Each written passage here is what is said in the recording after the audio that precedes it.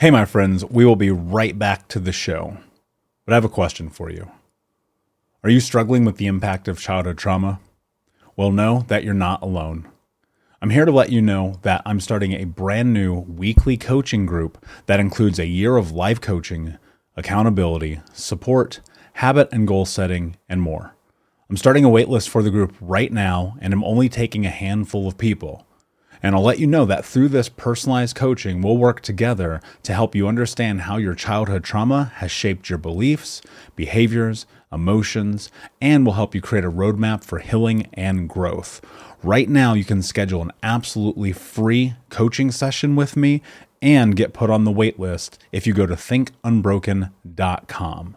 My friends, it's your time to turn your trauma into triumph, breakdowns into breakthroughs, and become the hero of your own story.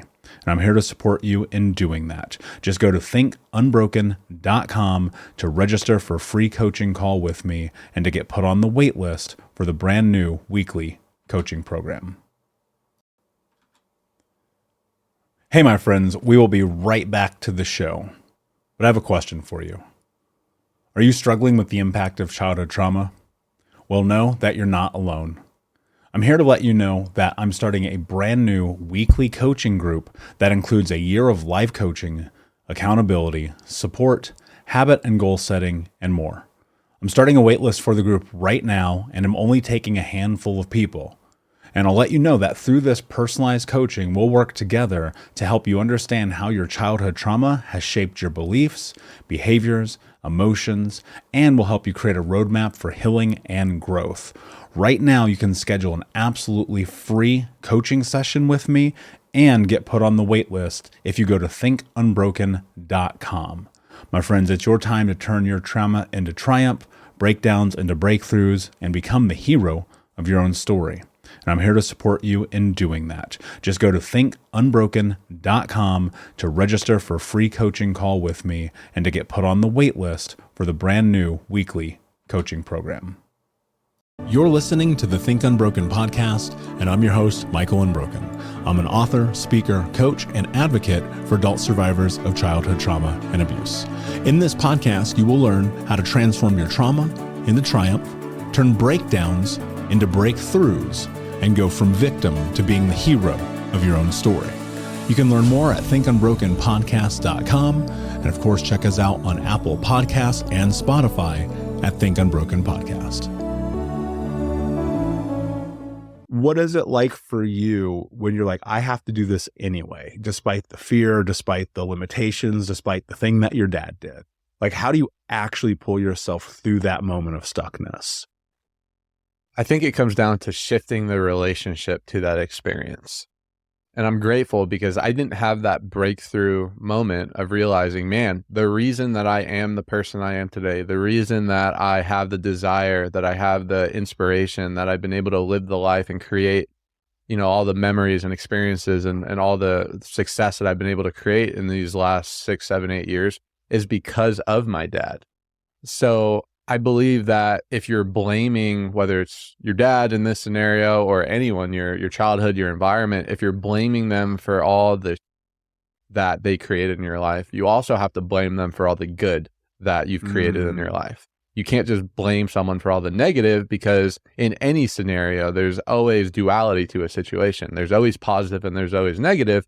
It's on you. It's up to the individual what you feed and what you give power to. Sure, there were a lot of challenges that I occurred growing up that if I didn't become aware of, I think awareness is key in anything you do. Because as you know, Michael, you train about this all the time. Whatever happens when you're younger typically gets stuck in your unconscious mind and runs rapid in your adult life if it's not addressed.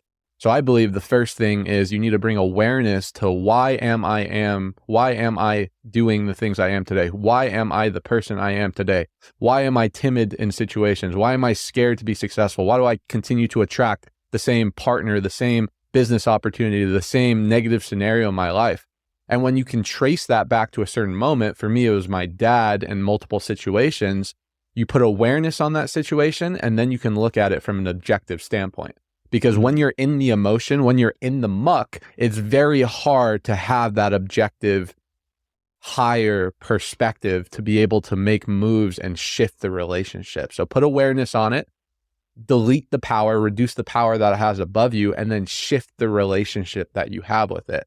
For me, it took personal development. It took increasing my identity. It took hindsight in order to realize, man, that situation, again, as Tony Robbins says, quote unquote, a really bad time in my life was actually a really good time in my life, because as I look back, I was able to connect the dots looking backwards.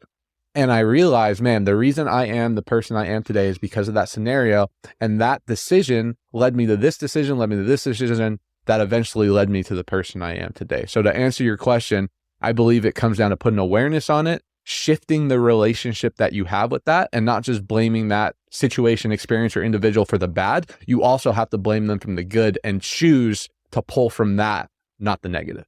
Yeah. And that's the hardest thing that you do, especially when it comes to our parents, right? Because in our heads, and I think part of it is the world we live in today, between not just media, but the propaganda of they're your parents, that's your sister, that's your dad, no matter what, love them. Dude, I just got into, it went viral where it got shared like 1,000 times. I think that's viral, whatever. Yeah.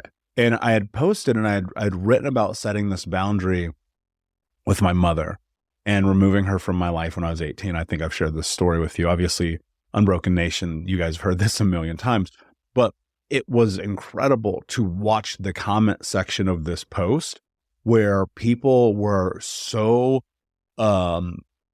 pitchfork and torch chasing me down in the back alleys like I'm Frankenstein, talking about, that's your mother, how dare you, you should be a grateful son, this and that.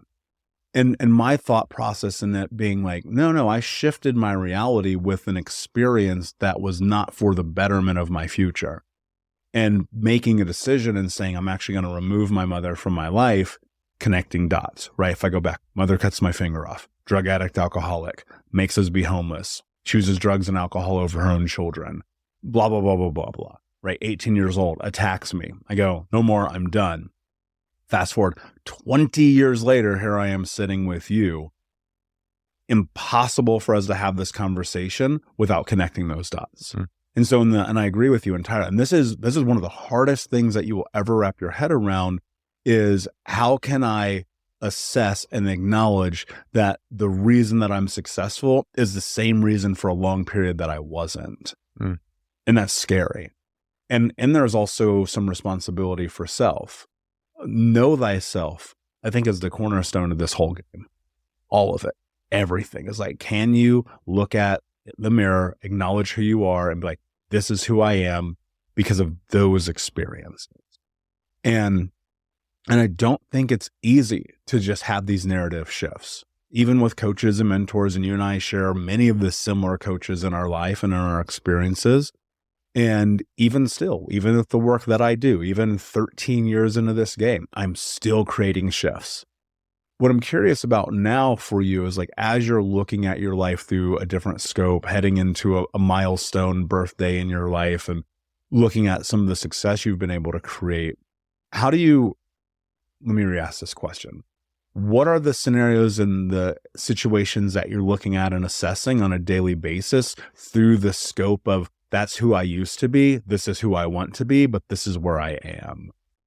Yeah, it's a really good question, because I feel like in life, you have to continue to evolve. I believe that happiness follows progression.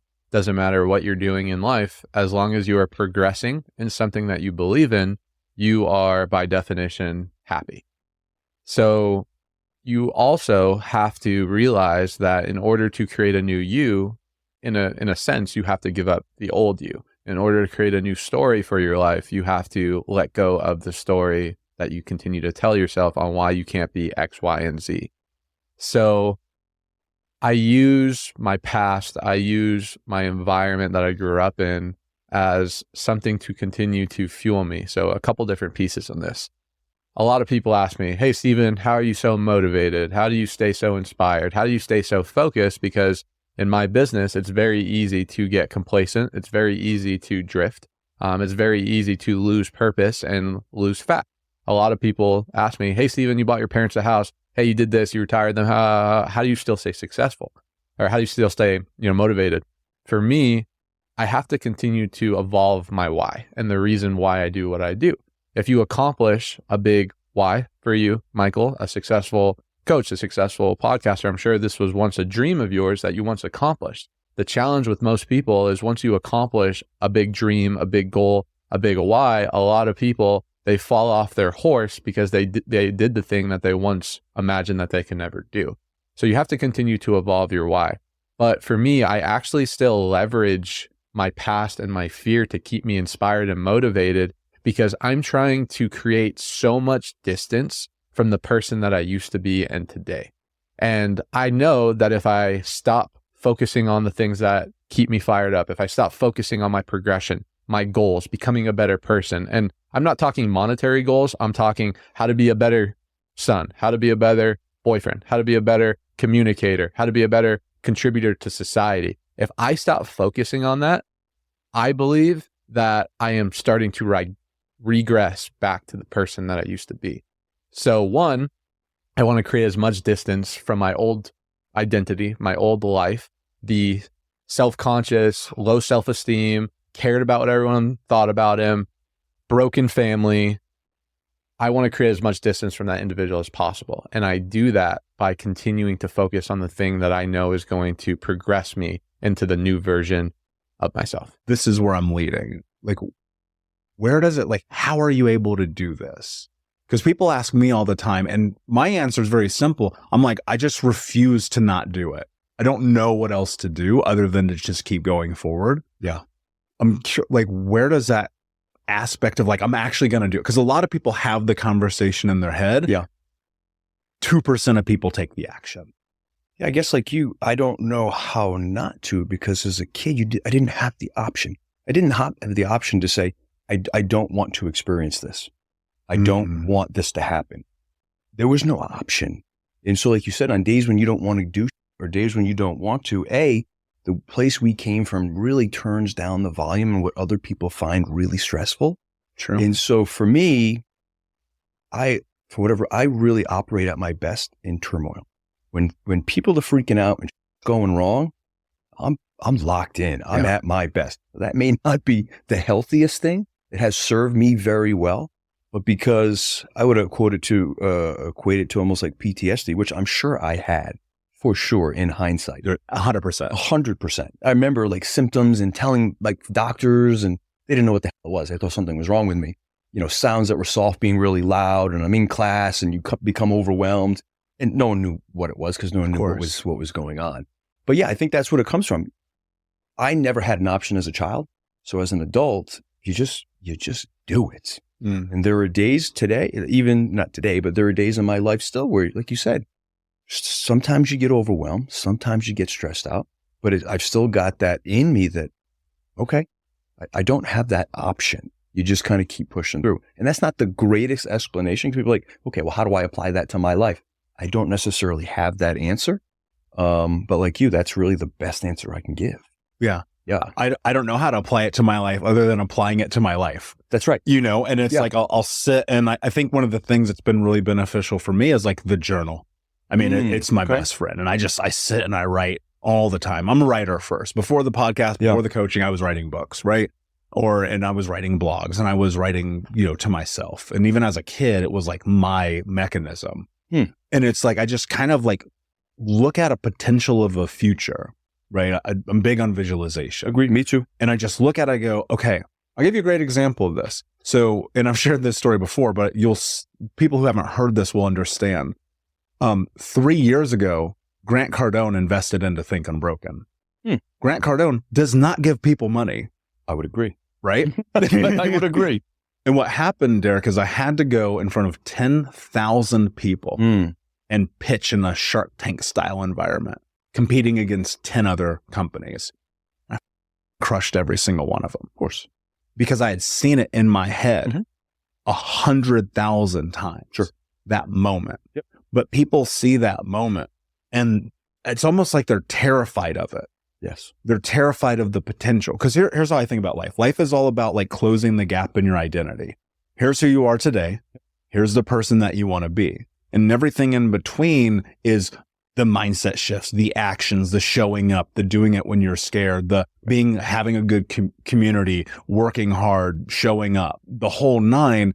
And it's like, how do you make people do this side, right? Like, this is what I'm always thinking about. Yeah. And for people like you and I think it almost becomes predilectually natural because I don't have another option. That's what it is. Yeah. And I struggle with the same thing because I think like you, I know that if I can have what I have and I can do what I've done, I'm not just saying this. I believe that anybody can, but it is frustrating because you wouldn't want to give them what happened to us. No, never. And it's very difficult to verbalize how to do the things that we do because, well, we just do them. But that's been a part of this new journey for me, doing speaking engagement stuff, is trying to verbalize the things that I've just been doing my entire life that have gotten me here. So yeah, it is very frustrating, especially with friends and family, when you're trying to get them past that, their hurdle, their hump, their whatever it is they think is in their way. It's really, it's frustrating because, as you said, it is. And people, I almost feel silly when I do it. I know people are like, okay, sure.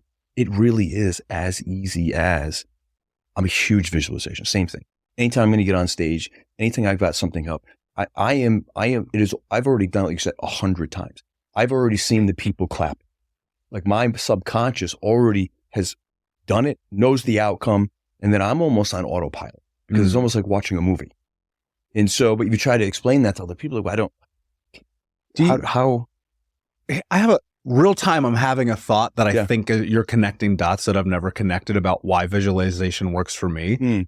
When I was a child, I watched Rocky probably 100 times. My favorite movies. It's my favorite movie of all time.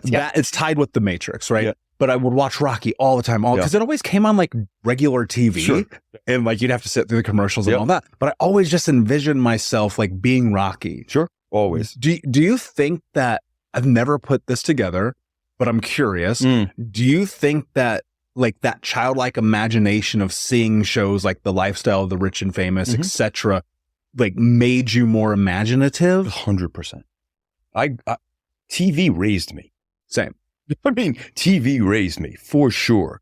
Rocky, Rocky's an analogy for life, right? For sure. Of course, anyone that comes from nothing, we all are like, I'm that guy.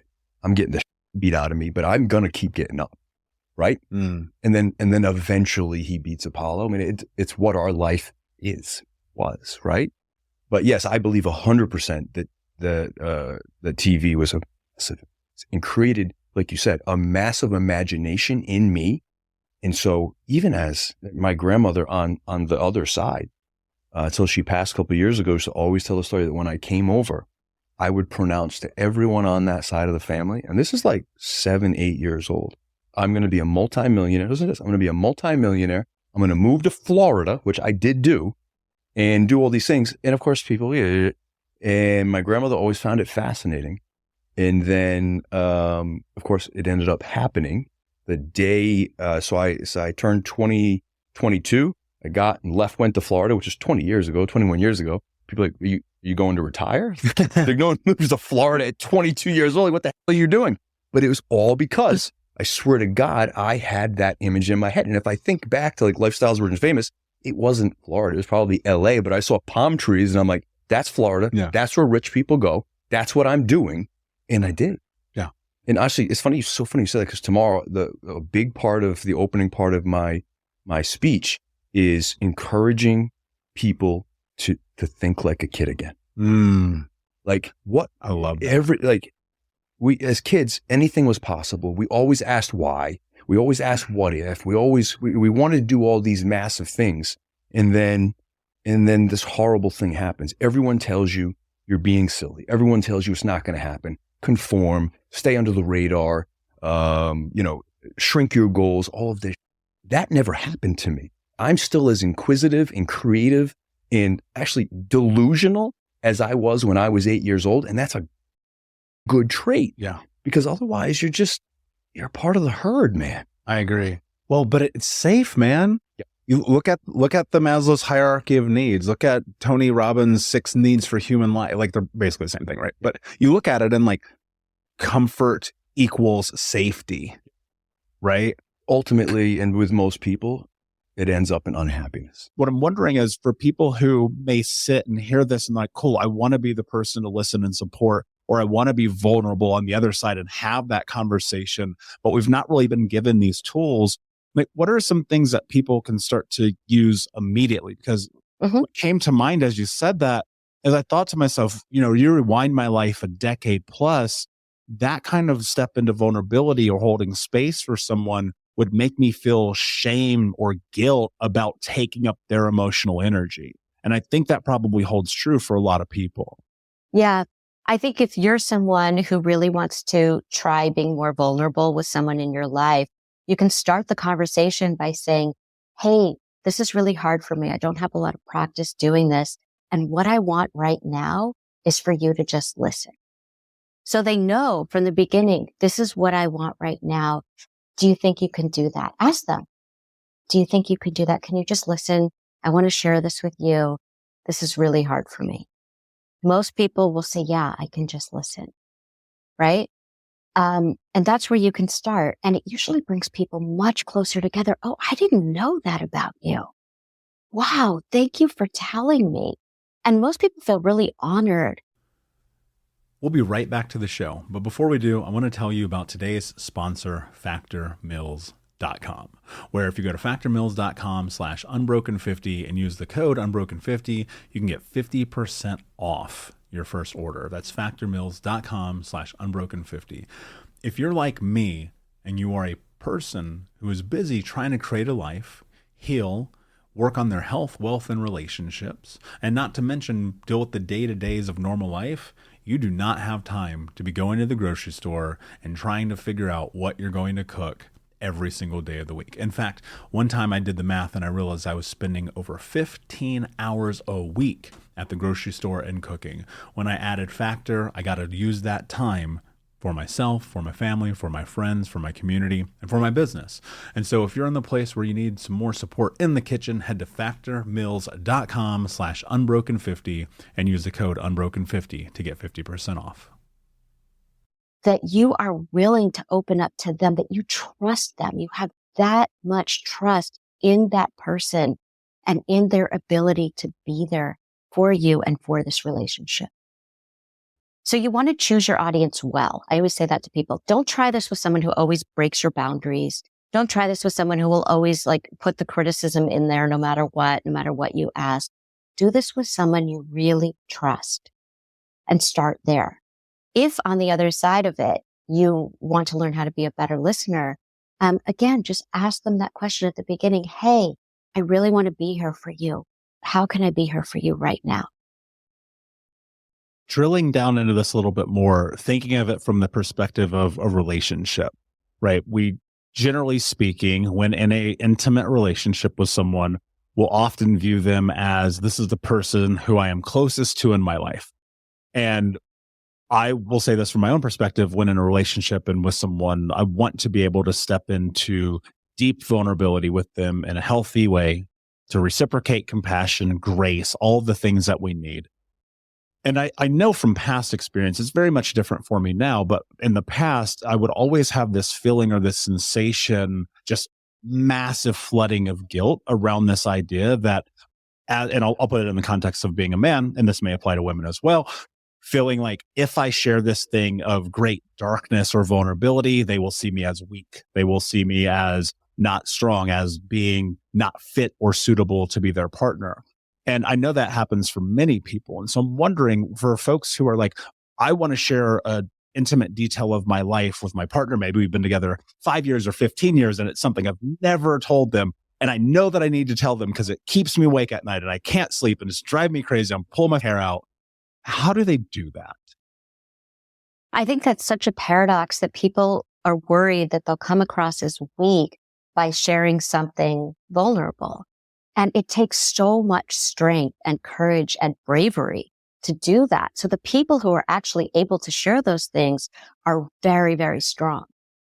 And I think that we need to make sure that that's the message that's getting out there. I mean, think about how much strength it takes to show up, to be present, to be authentic. That's so hard. It's so much easier, when we talk about weak, and I don't really like to categorize people as sort of strong or weak. I think it's about fear. And I think that people who are more afraid are people who are going to keep things to themselves, are going to kind of live a very limited, constricted life because they're so afraid of living fully because of the inherent risk of living fully. If you want to live fully, you are going to risk getting hurt. If you're going to love fully, you are going to risk getting hurt. But the thing about love, right? And I'm going to talk about all kinds of love, platonic love, romantic love, is that sure, love can hurt us, but love can also heal us.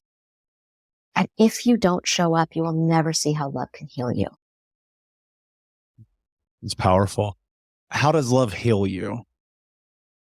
I think that love shows us that we can connect with another human being and just by being ourselves, and that we are enough, that we are inherently lovable, that we are flawed, that we have moments of, we have heroic moments, we have not our finest moments, all of it, the whole spectrum of who we are, of our whole humanity. And we are still inherently lovable. That is so healing. That makes you walk through the world so differently than worrying about, am I lovable? Am I worthy? All of those things. Just knowing that you are lovable. And people say, oh, you have to love yourself first. And I always sort of have trouble with that because what I see is that it's both, that you have to show up as somebody who believes that you're lovable, but you also need to see it in practice in the world. Both of those things I think need to happen.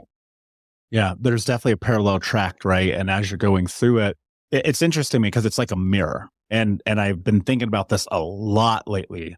Like you bring into the world what you are. And if you are hate and despair, you will find hate and despair. If you are love and peace, you'll find love and peace. And I'm with you. I do think that it is a parallel track, but I think that at the beginning of it, and I'll just speak from first person, as I discovered at 27 years old that I had never loved myself, we're talking 12 years ago now, because of the implications of all the abuse that I went through, because of all the experiences of my life, the singular hardest thing that I had to do was recognize that you have to build love in yourself. And I think that a lot of people find that feels insurmountable, that to your point, they feel unworthy, they feel unlovable, they feel like they don't matter in the world. What are some things that people can start doing? What are things even that for yourself in your personal life that you've done to love yourself and that maybe other people can take into consideration? I keep thinking about you as the 27-year-old because, we have this saying, tell me how you were loved or show me how you love now. And I can tell you how you were loved as a child. Absolutely. And I think we see that not just as a therapist, but you can see that with your partners, right? Like when you meet someone and you say, oh, wow, they really interpreted that comment that way. Oh, this is historical. We always say if it's hysterical, it's historical, meaning that if you're having a reaction that feels bigger than what's happening right now in the present in the room, there are probably some ghosts in the room with you. There are probably some people in the room from your past that are sitting in the room with you that made you go from 0 to 60 really fast. And so it's really important when we talk about loving ourselves that we understand that the way that we were loved as children is not necessarily an accurate view of how lovable we are. That the way we were loved as children is more about the person who loved us that way and couldn't love us in a certain way. It was more about them than it was about us. So we believed the story. We all have stories that carry us through our lives. And what I do as a therapist is I feel like, and I have a writing background too, so I feel like what I do is I work as an editor and I help people to edit the faulty narratives that they're carrying around about themselves. I'm not lovable. I can't trust anyone. Nothing will ever work out for me. Whatever those stories are. Or sometimes people have these stories that they used to cope when they were younger, like I'm better than everyone else, which is also not true. So that's not self-love. That's narcissism. So where did we get these stories? And we have to understand that if you had a really critical parent, it wasn't because something was wrong with you. It was because something was wrong with them and something was wrong with their parent. This is the generational trauma that we talk about. And the person who finally comes to therapy and says, I don't want to not only treat myself this way, but I don't want to pass this down. Even if you don't have your own children, like, I don't want to pass this down to, whoever I'm in contact with. This is not okay. Something is wrong with this story, not something is wrong with me. Something is wrong with the story that I was told. I was told a faulty narrative and I believed it because I was a child and I didn't know any better. But now I can really look at this critically and say, wait, how true is this? And am I doing something to perpetuate this story? Am I choosing people who are going to like keep that story going, right? Do I choose critical people, angry people, damaged people? And damaged, I don't mean that in a pejorative way. I mean people who haven't done the work to kind of see what story are they carrying around and what are they inflicting on other people. So I think that the first thing we can do is to examine our stories. Where did I get this message that I'm not lovable, that something's wrong with me, that I'm defective, that I'm not normal, whatever that means? Every single one of us is quote unquote normal. We're just human. But what are these maladaptive ways of being in relationship that kind of perpetuate the story where we choose people who are going to hurt us in exactly the same way that we were hurt when we were younger? I always say that, that's called repetition compulsion. But I always say that we do that where we say, I'm going to find someone who's going to treat me differently from the person who hurt me when I was younger. And then we go out in the world and we find these people who are like really good partners for us potentially. But we go on a first date or a second date. We're like, yeah, no chemistry, right? Because we're not used to being treated well. So our unconscious is, I don't recognize that. That's not familiar. So our unconscious is looking for quote unquote home. Home is the familiar of what we did what we had when we were younger. And so instead, then we go out on this date or we meet someone somewhere. We say, oh, that person, hey, you look familiar. Come closer. And what's familiar about them is that unconscious, oh, they're going to hurt me. But we don't know that in that moment. So then we get into relationship with them and we're like, wow, I didn't realize that they were like addicted to this thing, right? Or I didn't realize that they have anger issues. I didn't realize that they can be really kind of passive aggressively insulting, or they're very jealous of my success, right? They try to like shut down my joy.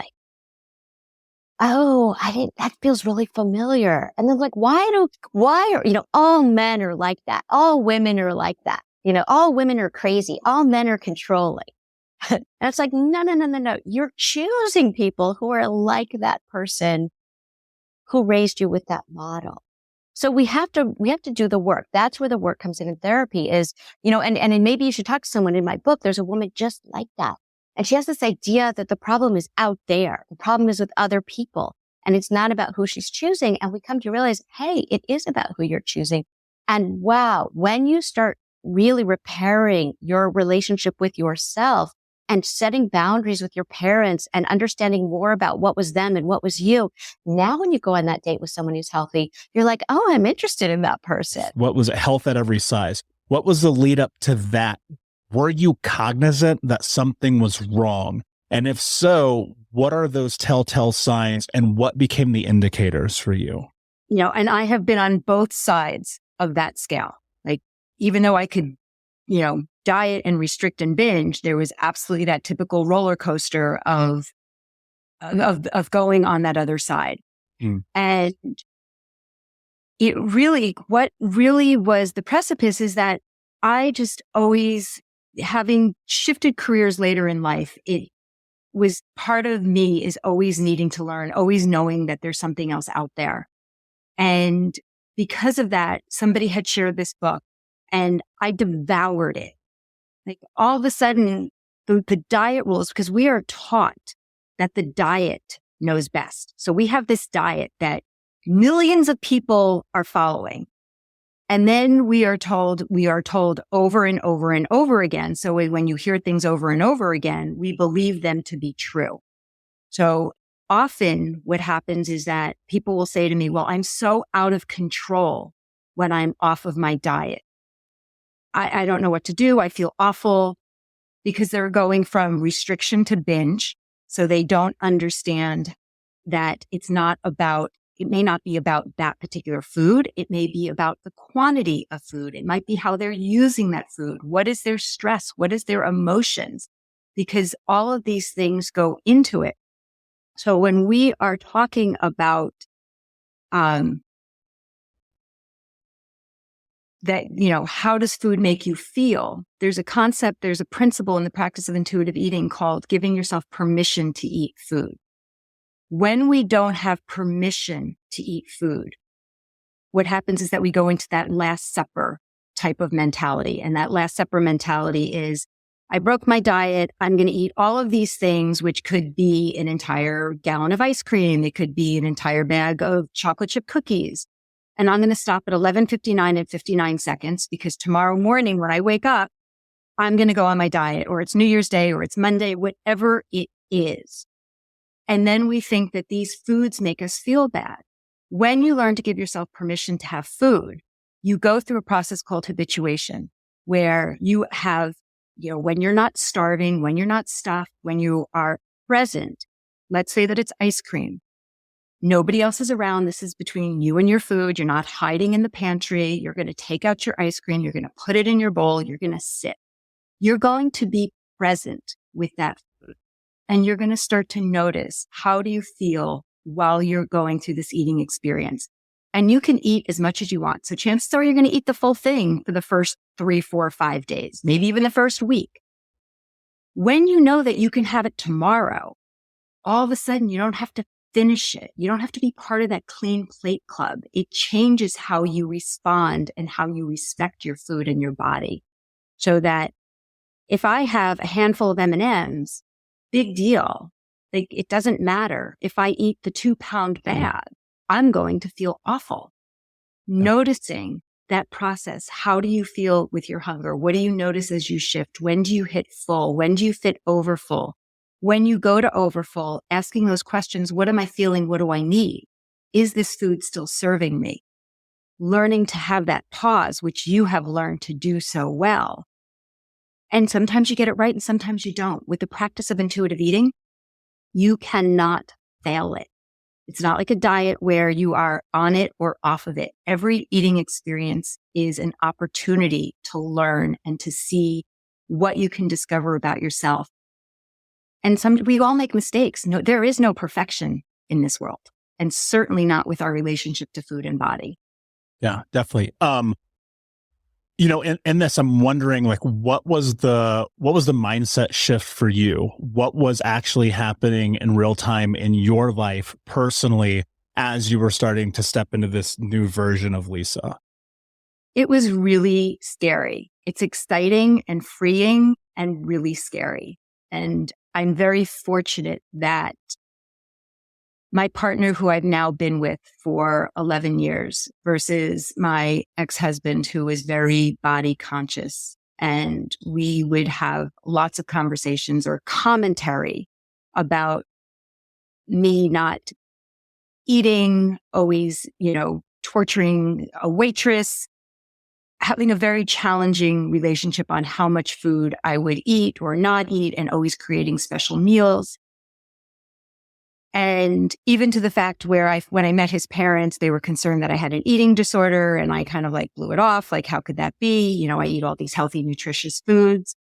And I was very fortunate that I had somebody, and including my parents, nobody, this was all in my head. I wasn't getting the judgment, but I was getting the positive reinforcement, which keeps you stuck in a disordered eating when somebody tells you, oh, you're so thin, you look so great, all this BS that has no value, but it makes you feel, it's part of diet culture. You feel like you have thin privilege, and all of a sudden you feel better than other people. And I had to really take notice of, this is not true. This isn't, how could I be thinking that I'm better than somebody because I have thin privilege? And all of those thoughts started to really come undone.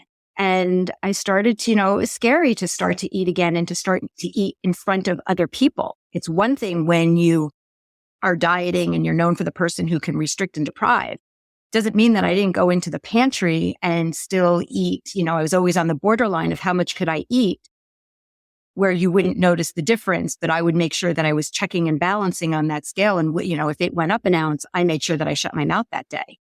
So I was very fortunate to have the support of my partner, who always encouraged me to eat and to give me value, that I was far more worthwhile than what my body looked like.